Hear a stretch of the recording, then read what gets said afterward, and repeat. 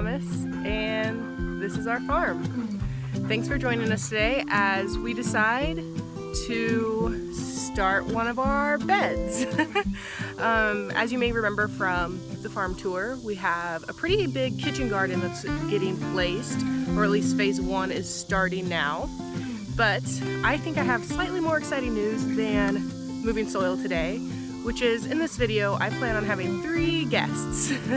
And one of them I've mentioned multiple times but has yet to be on the vlog, and that's my husband Michael. Good morning, everybody. Welcome to our farm. Yeah, so we're gonna be moving soil today. Oh, and the 2 other guests are our 2 amazing dogs, Blitz and Tig. They are our absolute world. They are 2 German Shepherds. This is Tig up here in the front, and then here is Blitz, who's back there playing with a stick. So there's a good chance they will be coming into the shot here or there. So that is officially almost everyone here on our farm. So today we're gonna be moving the soil. I also will be getting a soil test. So a soil test is where you take a collection or a sample of your soil and submit it to your local ag extension. I believe there's some online soil tests as well you can send it to, but I plan on using our local ag extension to send it in to see, to check a couple things. One, to make sure the soil isn't contaminated and unsafe for growing food. Other reasons is to see if there needs to be a specific kind of compost or nutrient that needs to be added to the soil to grow a abundant harvest. So I'm mostly using it for the contamination. I'd never used this soil vendor before, and I just want to make sure the quality of soil is there.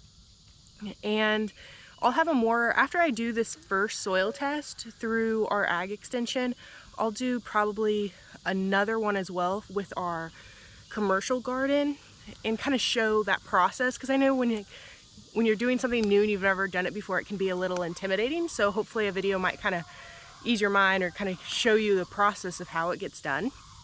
So yeah, we're gonna get started on moving the soil today. The hope is we move the soil so at least that part is done. By the time I'm ready to plant our garlic this fall, I'll have the results of the soil test back. So let's get started on moving the soil.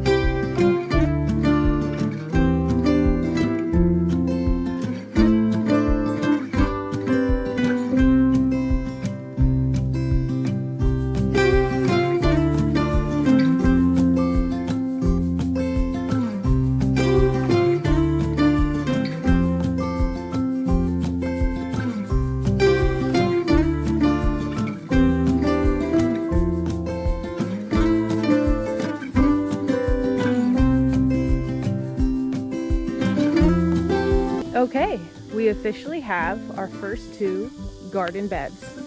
They are 4 feet wide by 10 feet long, roughly, and 4 inches deep. We were discussing while doing this that for these beds, we do want to mulch them. This bed here, we plan on planting garlic in, so that's not going to go in until September. This bed, I do plan on putting in some beet seeds today.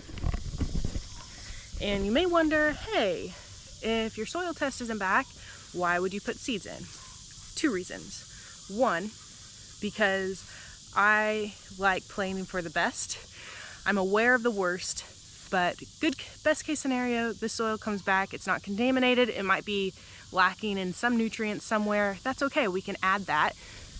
But the beet seeds will be in and I don't miss out on that season worst case scenario, soil is contaminated, I have to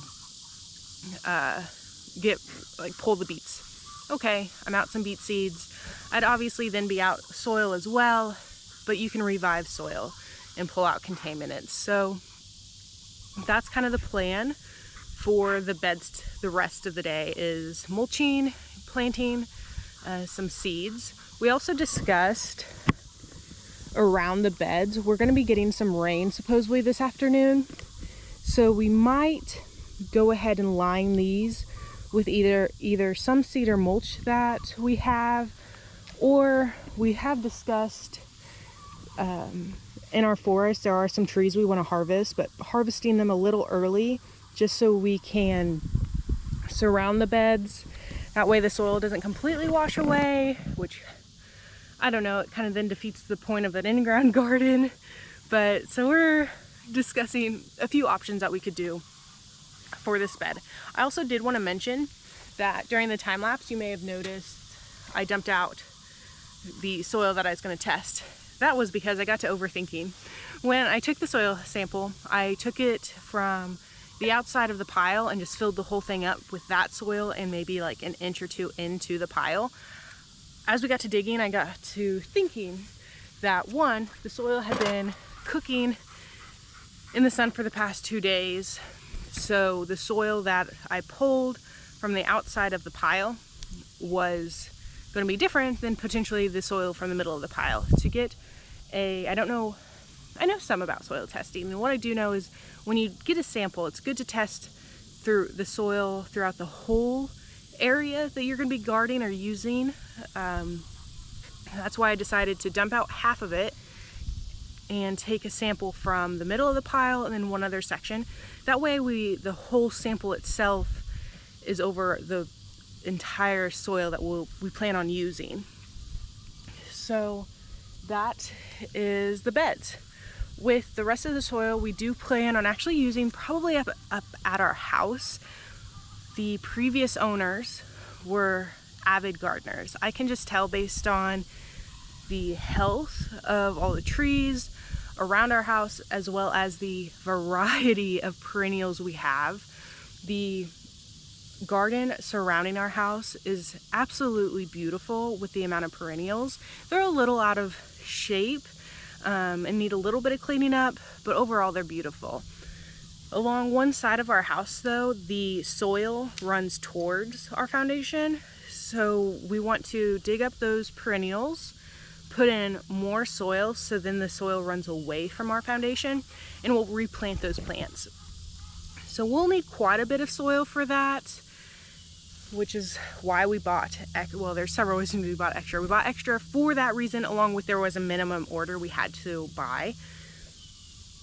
And that kind of, I guess, wraps up everything here. We really appreciate you joining us on this project. I will let you know once I get the soil samples back on what the results are. So thanks for watching. Bye. So I thought I signed off on this video. However, the moment I stopped recording, Michael said, "Hey hun, come check this out." Walked over and I was like, well, I think I'm going to turn the camera back on because it's what we do now, as well as this is wild, for 2 reasons. One, because I was just mentioning how the prior owners were gardeners, and you can tell based on the plants that are here, as well as just how beautiful everything is out here. As well as I've mentioned in past videos how we haven't really discovered our forest yet, that the ticks are pretty bad and it's really overgrown, so we're kind of waiting till winter to really walk back there and see what we have. Well, Michael, want to show us what you saw today while just walking along the fence? Yeah, I mean, if you look down here, I found a cactus. We have a cactus in our fence, which is growing in mostly shade, and I'm not fluent in cactus growing, but I would say this is pretty wild. I don't believe this is native to Kansas though. But yeah, thought we wanted to show you this. And so now we will officially sign off here. So thanks for joining us. Bye. Bye.